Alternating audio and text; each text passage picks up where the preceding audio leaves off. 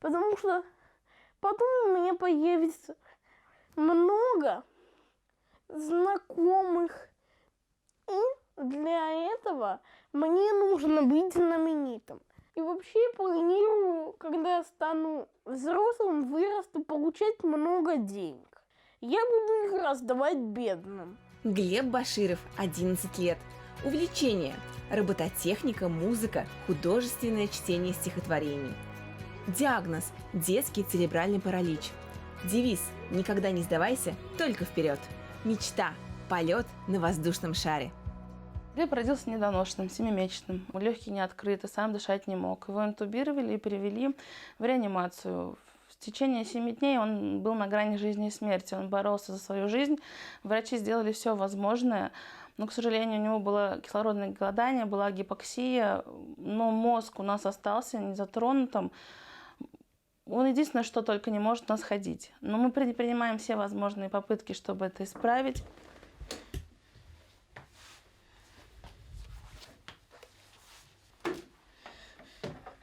Держись. В 2020 году, значит, мне подарили эту беговую на день рождения. Раньше, до первой операции, все было нормально, я подолгу на ней ходил.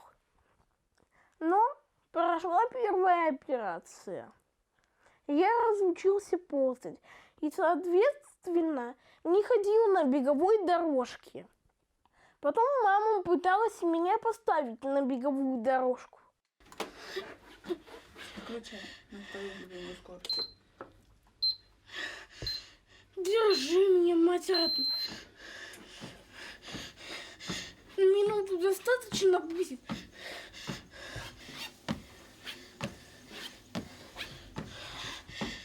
Страшновато. Да ладно.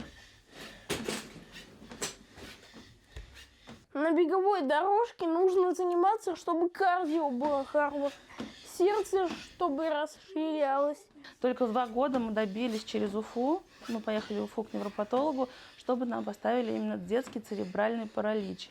И только в 2 года нам дали этот диагноз. Повреждение центральной нервной системы. Это, в принципе, ставят всем недоношенным деткам. Это потом диагноз снимается. Он не дает возможность получить инвалидность.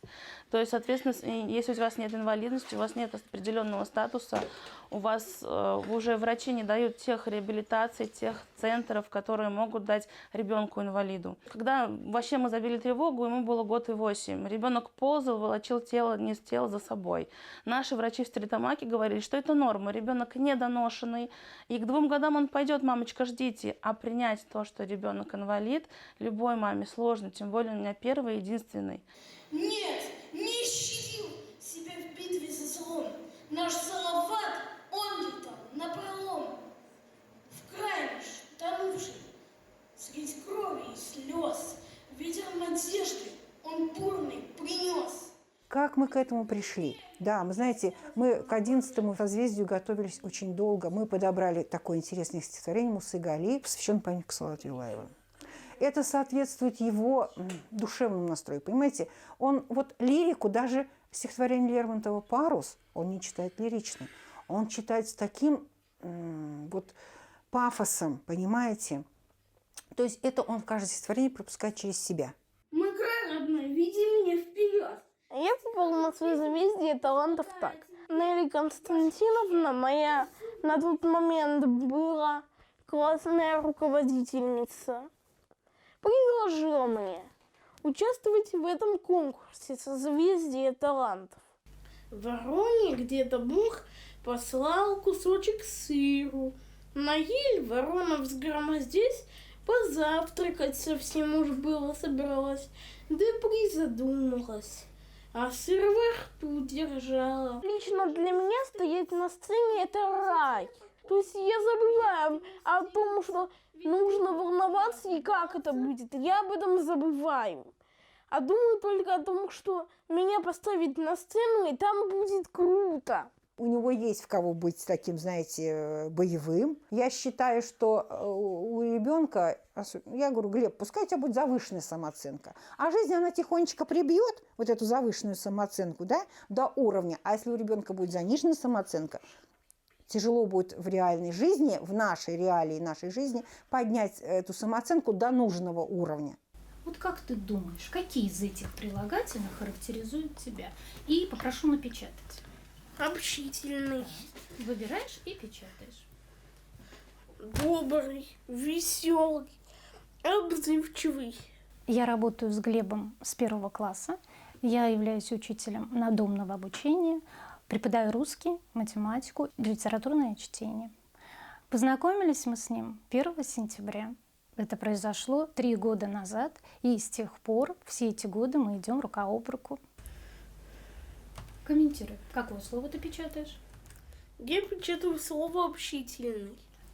Общительный – это черта характера человека, когда человек любит поговорить, с кем-то общаться, в общем, быть в центре внимания Так, ты и в любишь. центре общения. Ты любишь поговорить, быть в центре внимания. Так. Следующее слово какое ты выберешь? Добрый. У меня нет любимых или нелюбимых предметов в школе. Я считаю так, что каждый предмет по-своему хорош. Это все исходит чисто из семьи, я хочу сказать. То есть здесь большая поддержка семьи. Они все вместе, сообща. Они ищут, выбирают, смотрят, что подойдет именно этому ребенку для прочтения, потому что у него очень своеобразное чтение произведения, оно идет у него изнутри. У нас в дневнике, если посмотрите, одни 5. То есть он у нас учится, у него русский, математика 4 4, по остальным предметам все круглые 5. И учителя у нас трудят. У нас Елена Павловна, чтобы у нее заработать 4, это нужно очень хорошо потрудиться. Мы не просто читаем, мы найдем еще дополнительную литературу, мы посмотрим дополнительные задания. Если английский, значит, там мы переводим, у нас есть этот словарь, мы, значит, смотрим, значит, какие-то что-то не знаем, со словарем учимся, да, какие-то слова не понимаем, мы берем словаря Жегова. То есть мы развиваем в нем вот именно любознательность.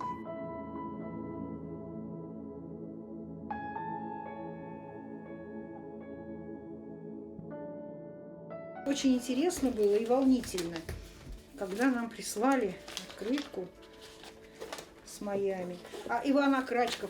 Кстати, нет, это заставная Санкт-Петербург. С Никарагуа. Помнишь, прислали ананас?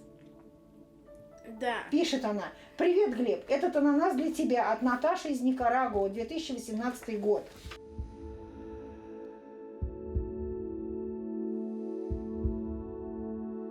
Добропочта. Вы знаете, у нас очень много. Мы там зарегистрировались, и очень много нам присылали, вот даже из Майами, из США нам присылали открытки Глебу, значит, и письма вот со всей страны. И мы то же самое, мы тоже с ним писали. Мы тоже отправляли и тоже радовали других деток. Республиканский центр дистанционного обучения для детей-инвалидов, это сокращенно РЦДО, дало Глебу путевку в жизнь. Потому что только в нашем центре наши учителя борются за каждого ребенка, развивают его. Благодаря нашим учителям, его классному руководителю, он попал на такое мероприятие, как «Созвездие талантов», где смог реализовать свои творческие навыки, качества. Он прекрасно читает, прекрасно преподносит, у него замечательная память, он быстро все запоминает. Уже их убрал.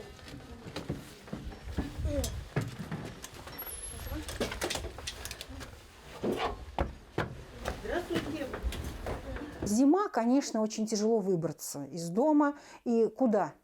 Понимаете, вот так вот. Но предметов у него, вот я хочу сказать, по учебе, да, у нас ведь не только там русский, математика, там окружающий, английский, КБ, и очень 4 урока именно связаны с психологических уроков. То есть и занимаются и психологи, и занимаются хорошего уровня педагоги. Вот. И со всеми, хочу сказать, что вот со всеми взрослыми он находит общий язык. Какой же знаешь? Например, этот. Что он означает? Лайк. Лайк? А если хорошо сказать? Что это такое? Этот. Нравится, нравится. А если Нравится. перевернуть? То не нравится. Не нравится. Хорошо. А если я кивну? Да. Угу. А это? Нет. Нет. Хорошо. А вот этот? Не знаю. Не знаю. Хорошо. С Глебом я познакомилась в нашем центре дистанционного образования. Он пришел к нам в 1 класс, и я была 3 года его классным руководителем. Это очень эмоциональный, открытый, любознательный ребенок, который с удовольствием хочет учиться и развиваться. У него огромное желание. Конечно, сначала было очень сложно и ему, и нам. Особенно предметы, где нужно было что-то делать руками, на ИЗО, технологии. Из-за проблем со здоровьем это, конечно, нужно было преодолевать очень много проблем. Но благодаря своему упорству, трудолюбию, поддержке родителей, вот сейчас прошло 3 года, и мы видим огромный прогресс в его развитии. Если раньше он не мог даже элементарные линии делать рукой, обводить фигуры, если для обычного ребенка это очень просто, для него это было просто физически невозможно. И вот по крупицам мы нарабатывали эти навыки из урока в урок. И сейчас мы видим, что он самостоятельно и ножницами работает, и делает поделки, и лепит, и даже рисует очень красивые картины с увлечением, это делает с удовольствием. Я пытаюсь разобраться, где более острое вместо стека.